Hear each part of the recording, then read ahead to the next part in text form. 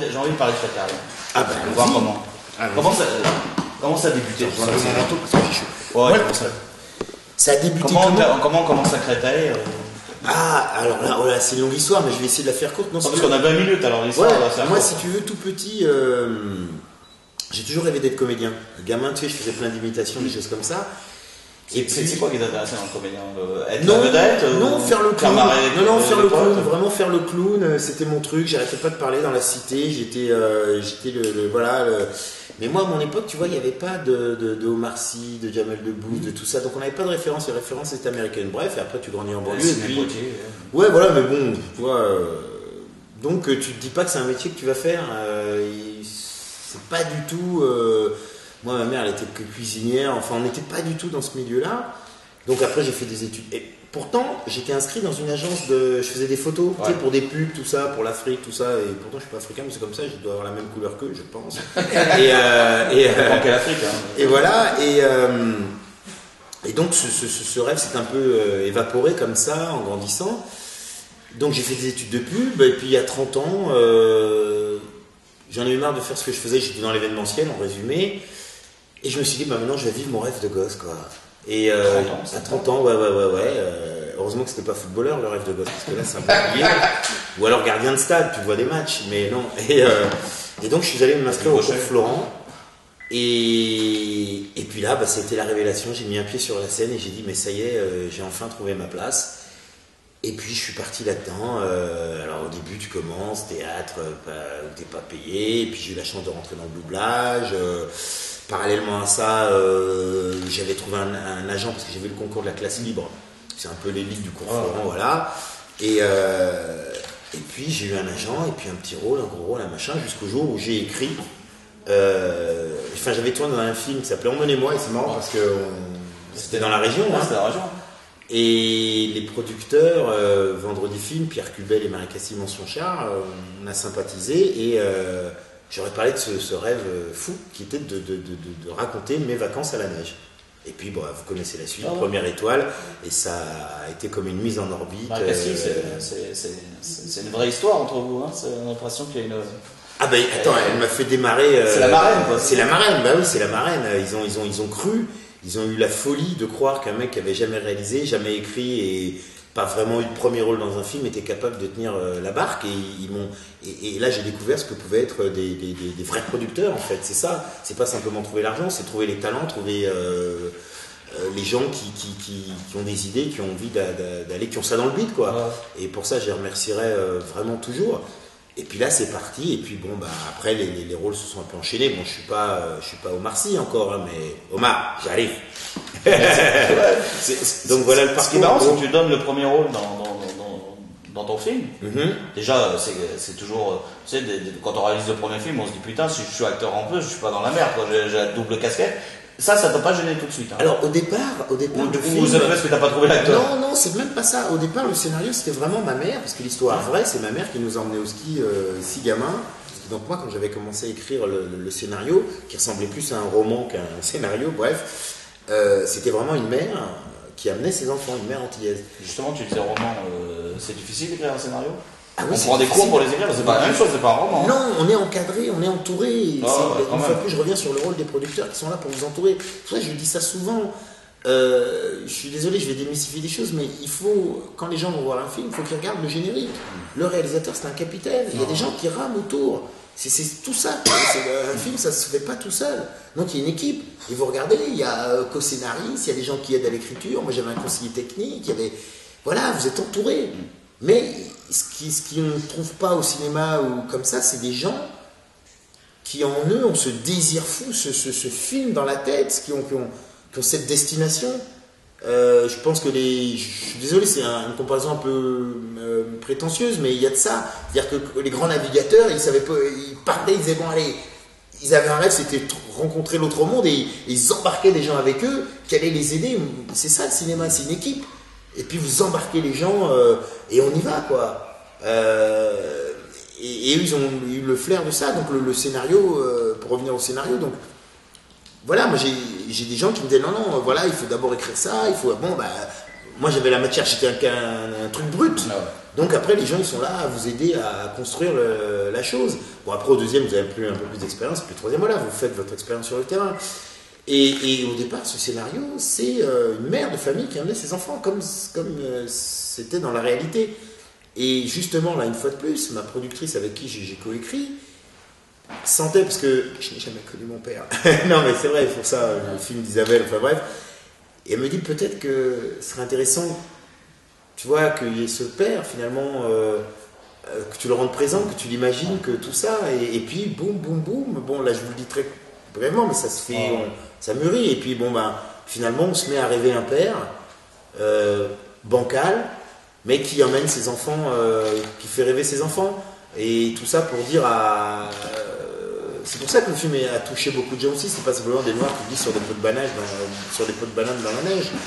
C'était aussi voilà, dire à des pères ou à mon père, je ne sais pas, même si vous êtes un peu bancal, c'est pas grave, le tout c'est d'être là. Et puis avec très peu, vous pouvez faire rêver vos gosses.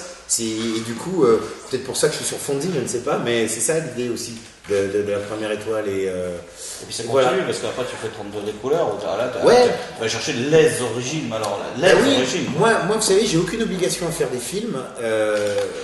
Faire un film, c'est très difficile. Donc, je ne prends que des sujets qui peuvent me faire tenir 2 ans. C'est-à-dire, je peux pas faire un film en disant ouais, que je vais faire, tiens, ouais, non. Moi, c'est des trucs que j'ai dans les tripes.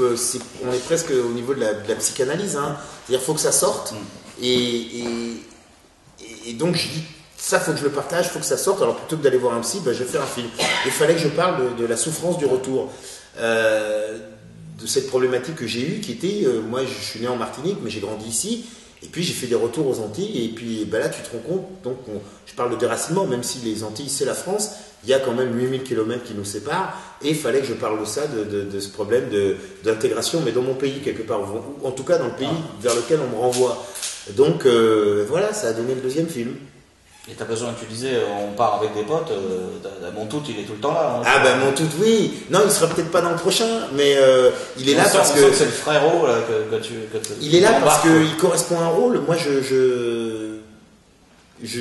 quand j'écris, je me dis pas, ouais, c'est pour un tel, machin. Non, j'écris, et puis après, il s'est imposé. Il a fait des essais pour ce film. Hein. Au départ, je pensais pas du tout à lui. En plus, je pensais à un garçon... un grand comique antillais, je dis son nom parce que c'est vraiment un grand comique antillais, il s'appelle Jean-Yves Rupert. Et puis finalement, aux essais devant la caméra, Édouard s'est révélé, voilà, parce qu'il avait la technique du cinéma, etc. Et il était formidable. Et pareil, il faut arrêter de croire qu'on est les seuls à choisir les rôles. Il y a des gens qui mettent de l'argent dans les films, et ils ont besoin d'être assurés, les financiers, etc., les distributeurs.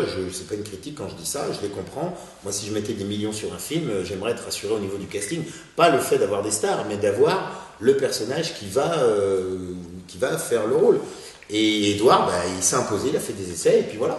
Et il y en a eu d'autres qui ont fait des essais, mais donc c'est vrai qu'il y a ce côté fraternel, poteau, pote de galère et tout ça, mais il y a aussi un grand acteur derrière ça, quoi. Et dans les films justement avec des gros acteurs, machin, comme Turf fait tout ça, on sent fier de dire putain, je suis à la même hauteur que ces gens-là. Ah ouais, là, Turf c'était. Alors même si le film n'a pas rencontré le succès, moi je défends ce film parce que j'ai plein de gens qui le voient et qui disent ah, putain, mais je comprends pas pourquoi ce film n'a pas marché. Voilà, c'est le cinéma. Si on avait la méthode, on le saurait. Voilà. Mais là, j'étais, comme j'ai souvent dit pendant la promo de Turf, j'étais en équipe de France. Depardieu, Chabat, Edouard Baird, Duquesne.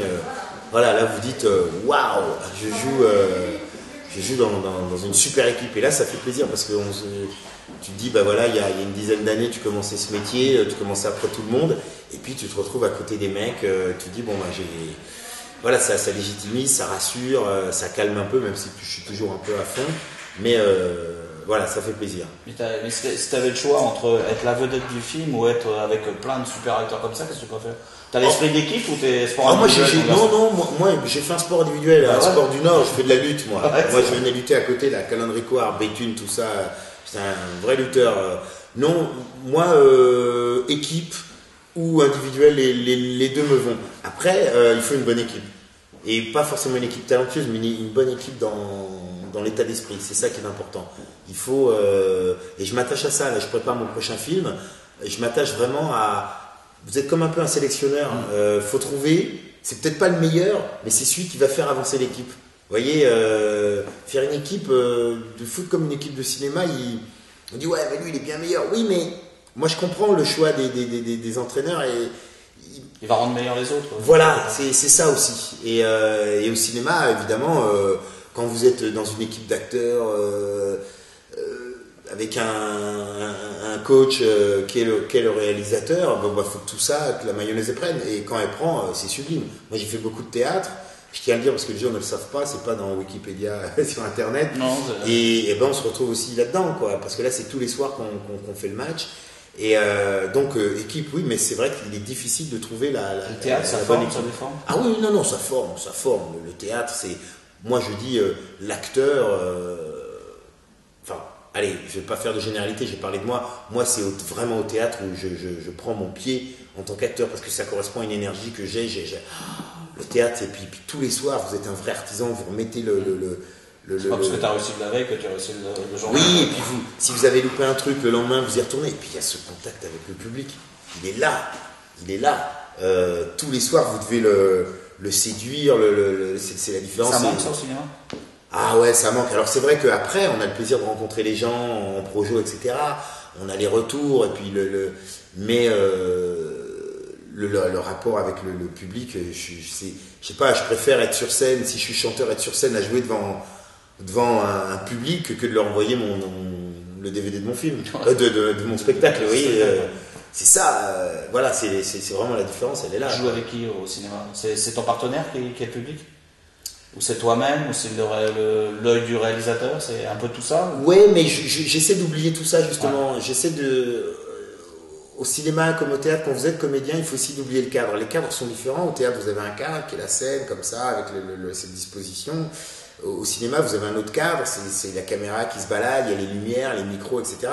Donc il faut intégrer tout ça et après l'oublier pour être le plus juste et le plus naturel possible. Là, vous voyez, j'essaie d'être le plus sincère possible, même qu'il y ait cette caméra et puis 100 000 personnes, tout Lille, bonsoir Lille.